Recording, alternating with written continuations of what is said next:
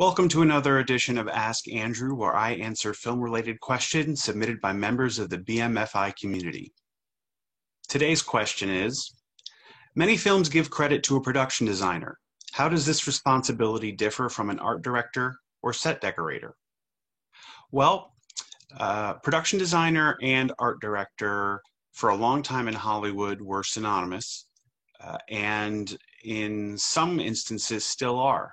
Smaller films, independent films will have one person responsible for the overall look of the production, the look of the movie, and that person may be called the art director or the production designer on a smaller film.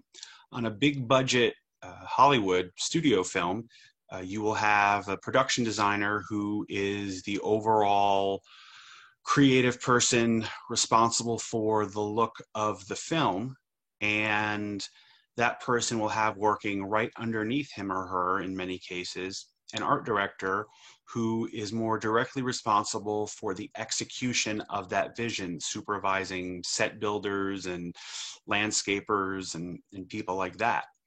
Working as part of this process, but making such a specific and large contribution as to be recognized separately, is the set decorator. And the set decorator furnishes the sets, provides the furniture, oversees the props, things like that, sort of hangs the ornaments on the tree, if you will, or puts the meat on the bones. That is why since 1947, I think, the Academy Award for Art Direction has been shared by the art director and the set decorator. That award the name of that award was changed in 2012 to production design because the branch that is responsible for choosing the nominees in that category changed its name from art direction to production design. So the award changed as well. And every time since 1947 an Oscar for production design is given out, is awarded, it is awarded to the production designer and the set decorator as well, recognizing how they both make these very significant and substantial and distinctive contributions to the overall look of a film. And if you want to have a sense of what it is these two people and all the people who work with them are responsible for, it is giving us viewers a sense of the setting of a film, whether it's time, place, the location, the period, the tone of the environment, the mood of the environment.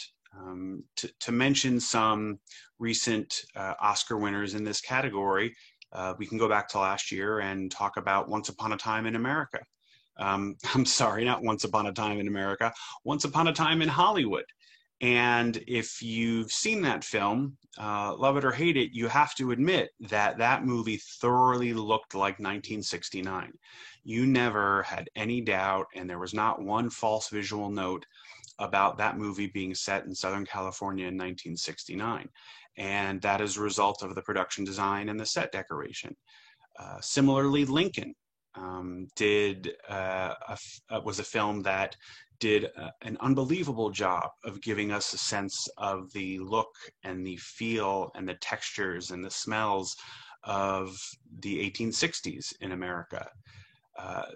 If we want to keep with the sort of theme of the past, we can imagine a sort of imaginary past of a movie like The Grand Budapest Hotel.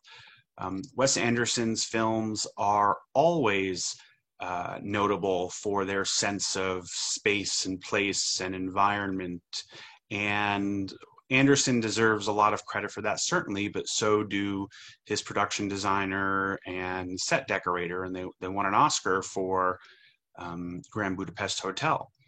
Sort of going the other way, if you want to think about how important the look of a film is in establishing something like the futuristic utopian vision of Wakanda in Black Panther from 2018, that film won the production design Oscar for creating a sense of this place that is a combination of different cultural influences and different moments in time, and was something that was so essential to creating a sense of environment for a film that was a very well-made film and enormously successful and popular, that really struck a chord with people. And I would say that part of the reason it did that was that sense of place that was created so thoroughly through the production design and the related set decoration.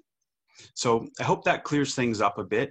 It's a wonderful element of filmmaking, one that doesn't get, I think, nearly enough attention, but can really go a long way towards helping a movie convince us of its setting, give us a sense of the themes and the characters.